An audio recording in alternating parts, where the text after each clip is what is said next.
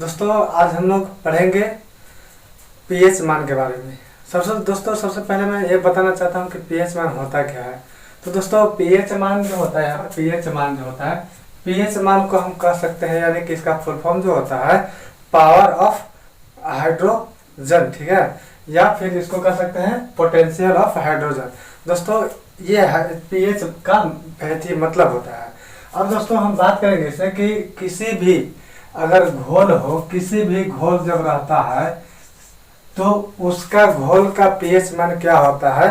तो इसको आज हम पीएच मान स्केल से नहीं ट्रिक से जानेंगे, और आपको ट्रिक से ऐसा बता दूंगा कि आपको स्केल से मापने की आवश्यकता नहीं होती है, और इसमें किसका पीएच मान कितना होता है।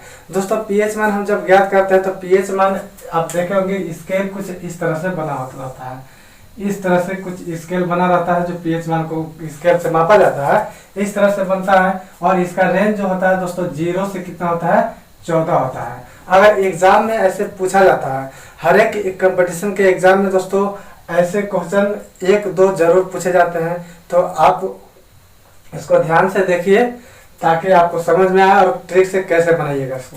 दोस्तों यहाँ पे हम बात करते हैं कि इसका रेंज कितना होता है, 0 से 14 तक होता है, और बीच में इसका जो होता है देखिएगा ये होता है बीच में सेंटर। जब हम बात करते हैं यहाँ सेंटर की बात करते हैं तो इसमें दोस्तों रेंज के हिसाब से, यानी कि किसी भी घोल जब हम देखते हैं, किसी भी चीज का घोल जब देखते हैं तो उसमें ये यहाँ इसका पीएच मान यहाँ कितना होता है 7 होता है, यानी बीच का सेंटर तो हुआ 7, तो सब 7 होता है। तो दोस्तों इसमें हम बीच का देखेंगे कि इसमें आप सबसे पहले ये जानिए कि इसमें से 3 ही चीज होते हैं। घोल जो होता है, किसी भी चीज का अगर घोल लेते हैं तो उसमें हमें 3 चीज प्राप्त होते हैं।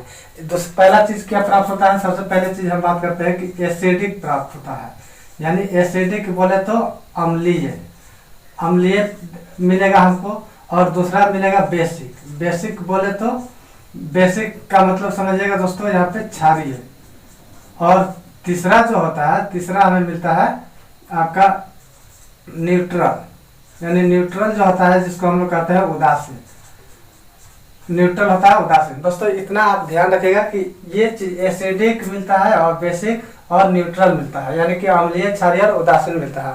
तो दोस्तों हमें कैसे पता चलेगा कि उदासीन कब होता है और यानी कि उदासीन कब होता है, क्षारीय कब होता है, अम्लीय कब होता है। तो दोस्तों इसमें पीएच मान के हिसाब से आप इसमें से समझ सकते हैं कि कब क्या होता है। तो इधर यानी कि 7 से इधर कम होगा, यानी हम कह सकते हैं 1 2 3 4 5 6 तक, यानी कि इससे कम। और इधर जो होता है 7 के बाद 8 9 10 यहाँ तक, यानी कि 14 तक होता है, यानी 14 तक होता है। और इधर जो होता है आपका 1 से लेकर कितना 0 1 2 3 ऐसे होता है।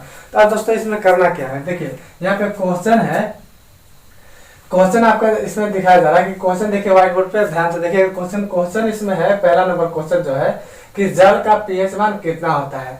अब दोस्तों मैं इसको एक फार्मूला और ट्रिक से बताऊंगा कि आखिर जल का पीएच मान हमको कैसे याद रहेगा, कैसे पता चलेगा। तो इसका ट्रिक है जो दोस्तों मैं आज बताना चाहता हूँ आपको कि इसका ट्रिक जो है, यानी कि आप एक गाना सुने होंगे जो है 7 समुंदर पार न तेरे पीछे पीछे आ गए, यानी कि वही ट्रिक पे मैं आज आपको ये बताने वाला हूँ जो बहुत ही इजी से समझ में आ जाएगा। सबसे पहले दोस्तों जानेंगे हम कि 7 समुंदर क्या होते हैं, यानी कि 7 समुंदर पार होकर भी जाने के लिए जब तैयार होते हैं तो वही गाना के हिसाब से आप समझ सकते हैं कि जो ट्रिक है। आप देखिएगा 7 समुद्र, दोस्तों यहाँ पे 7 समुद्र, यहाँ बात करते हैं 7 समुंदर, 7 समुद्र की बात करते हैं, 7 समुद्र की बात करते हैं। तो सबसे पहले दोस्तों करेंगे क्या, इसमें जो देखिए जल जो दोस्तों होता है कहाँ से मिलता है, जल जो होता है कहाँ से मिलता है दोस्तों, तो ये मिलता है समुद्र से। तो समुद्र से जब जल मिलता है तो समुद्र के आगे, यानी समुद्र किसके बाद है, 7 के बाद, तो समुद्र 7 समुद्र, यानी कि समुद्र के पीछे क्या है, पहले क्या है 7 है, तो 7 यानी कि जल का पीएच मान कितना होगा दोस्तों 7 हो जाएगा। तो जल का पीएच मान कितना होगा 7 जब होगा तो जल क्या है, ना तो ये अम्लीय है और ना ही क्षारीय है, यानी कि पीएच मान अगर 7 से नीचे रहता है, यानी कि 1 2 3 4 अगर 6 तक रहता तो ये अम्लीय होता, और इसके बाद वाला रहता यानी कि 8 9 10 11 12 13 14 तक रहता तो इसमें हम क्या कर सकते थे, क्षारीय होता। लेकिन यहाँ पे दोस्तों ये उदासीन है, क्योंकि पीएच स्केल अभी आपको बताया कि पीएच स्केल जो इस तरह से बनता है, तो इसमें जब बीच वाला होता है उसको हम लोग 7 मान होता है, उसको हम लोग उदासीन कहते हैं, यानी कि हम लोग सिंपल चीज न्यूट्रल कर सकते हैं। तो जल का मान कितना होगा दोस्तों, 7 समुद्र ट्रिक पे आप समझ सकते हैं दोस्तों। इसके बाद एक और ट्रिक है जो आप समझिएगा, ये पहला ट्रिक हो गया। और दूसरा ट्रिक क्या है दोस्तों, यानी कि दूसरा यानी सबसे समझिएगा कि सप्ताह के दिन कितने होते हैं। तो सप्ताह के दिन कितने होते हैं, 7 दोस्तों सप्ताह के दिन होते हैं। तो सप्ताह से पहले क्या है दोस्तों, सप्ताह से पहले आपका कितना है, 7। यानी कि दोस्तों आप कह सकते हैं कि सप्ताह में जब 7 दिन होते हैं तो इसमें 7 दिन हम रह लेंगे, लेकिन बिना पानी के तो नहीं रह सकते हैं। तो पानी हमें 7 दिन चाहिए कंटिन्यू, तो इसमें 7 आ रहा है पहले, तो जल का पीएच मान कितना आ जाएगा दोस्तों, 7 हो जाएगा। तो यहाँ पे ऑप्शन देखिए, यहाँ पे दिया हुआ है ऑप्शन नंबर ए 7, बी 8, सी 1 और डी 9। तो इसका ऑप्शन नंबर सही हो जाएगा आपका दोस्तों, ए नंबर ऑप्शन जो हो जाएगा 7 सही हो जाएगा।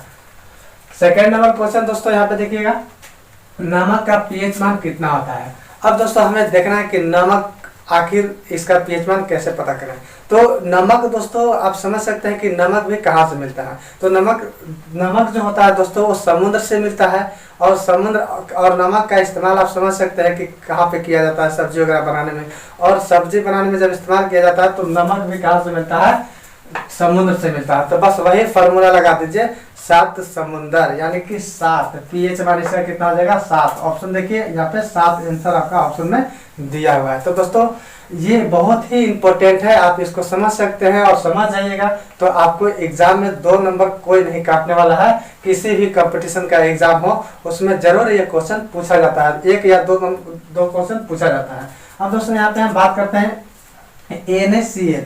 NaCl का पीएच मान कितना होता है। देखिए NaCl दोस्तों यहाँ पे आपको कंफ्यूजन हो रहा होगा कि NaCl क्या होता है। तो दोस्तों NaCl का मतलब वो होता है सोडियम क्लोराइड, यानी सोडियम क्लोराइड जो होता है दोस्तों वो नमक को ही हम लोग सोडियम क्लोराइड कहते हैं।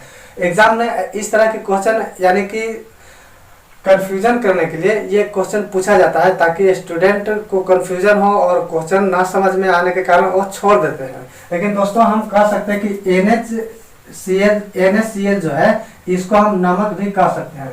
यानी नमक का जो फार्मूला होता है, जो वैज्ञानिक का जो नाम है, वैज्ञानिक नाम है, तो वो NaCl है। तो दोस्तों इसको हम नमक कहते हैं। और फिर दोस्तों समझिएगा कि नमक कहाँ से मिलता है, तो नमक वही समुद्र से मिलता है। तो इसका भी पीएच मान कितना आ जाएगा दोस्तों, 7 हो जाएगा। ऑप्शन नंबर देखिए 7 हो जाएगा। अब दोस्तों हम बात करते हैं यानी कि वही 7 समुद्र के हिसाब से आप उसको लगा सकते हैं। अब देखिए रक्त का पीएच मान कितना होता है। अब दोस्तों हम बात करते हैं रक्त का पीएच मान कितना होता है। तो इसमें सिंपल चीज है दोस्तों, रक्त जो होता है दोस्तों वो भी एक क्या है, पानी ही जैसा होता है। पानी जैसा जब होता है तो इसमें दोस्तों कभी देखे होंगे कि कोई डॉक्टर जब आपको इंजेक्शन से निकालता है ब्लड, या अगर कोई 1 बूंद निकाल ले तो कोई बात नहीं, चलेगा, जिंदा रह लेंगे। 2 बूंद निकाले चलेगा, लेकिन दोस्तों 4 बूंद जब निकालेगा तो आयो मैं चिल्लाने लगेगा। तो ये क्या होता है ना कि ये जब निकालिएगा तो जब 1 बूंद निकाला कोई असर नहीं, 2 बूंद निकाला कोई असर नहीं, अब एक के बाद 4 बूंद निकाल देगा तो असर तो करेगा ना। तो अब दोस्तों थोड़ा थोड़ा पानी जैसा जब ब्लड होता है तो कितना होगा, यानी कि पीएच मान इसका 7 होगा। लेकिन जब 4 बूंद निकालेगा तो ज्यादा असर हो जाएगा, तो इसका क्या हो जाएगा 4, यानी कि 7.4 इसका पीएच मान हो जाता है। किसका, ये रक्त का, यानी कि रक्त का पीएच मान कितना होता है 7.4। ये दोस्तों ऑप्शन नंबर सी आपका जो है सही आंसर हो जाएगा। अब दोस्तों हम बात करते हैं मनुष्य के आंसू का पीएच मान कितना होता है। दोस्तों आंसू भी एक पानी की तरह ही होता है, और उसमें ये हमें देखना है कि कभी कभी देखिएगा किसी को चोट लग जाता है तो उसमें से ब्लड आने लगता है। अब दोस्तों जब चोट लगता है तो उसको दर्द होगा तो ऑटोमेटिक है कि रोएगा। अब जब रोएगा तो उसका आंसू ऑटोमेटिक है कि निकलेगा। जब आंसू निकलेगा तो दोस्तों जिस हिसाब से दर्द होता है उस हिसाब से लोग रोते हैं। और बात यहाँ तक की बात करते हैं कि अगर कोई अगर लड़का हो तो वो तो कम रोता है, बाद में रोता है, लेकिन लड़की को थोड़ा भी चोट लगता है ना तो तुरंत आयो में चिल्ला लगती है। तो अब इसमें क्या करेंगे दोस्तों, इसका भी पीएच मान क्या हो जाएगा ना। देखिए मनुष्य के आंसू यानी कि जितना बूंद, एक बूंद अगर ब्लड बहता है तो एक बूंद आंसू बहता है, 2 बूंद ब्लड बहता है तो 2 बूंद आंसू बहता है, कोई फर्क नहीं पड़ता है। लेकिन जैसे ही 4 बूंद ब्लड बढ़ता है, बहने लगता है, तो 4 बूंद आंसू भी गिरता है, यानी कि जोर से हम रोने लगते हैं। तब 4 बूंद आंसू निकलता है। तो ये भी एक क्या है दोस्तों, ये क्या है, देखिए ये भी एक क्या है, क्षारीय है। तो यहाँ पे इसका वैल्यू कितना हो जाएगा, यानी कि पीएच मान जो होता है दोस्तों, इसका हो जाएगा आपका 7.4। ये दोस्तों आपका मनुष्य के आंसू का पीएच मान हो गया। अब दोस्तों हम बात करेंगे नींबू।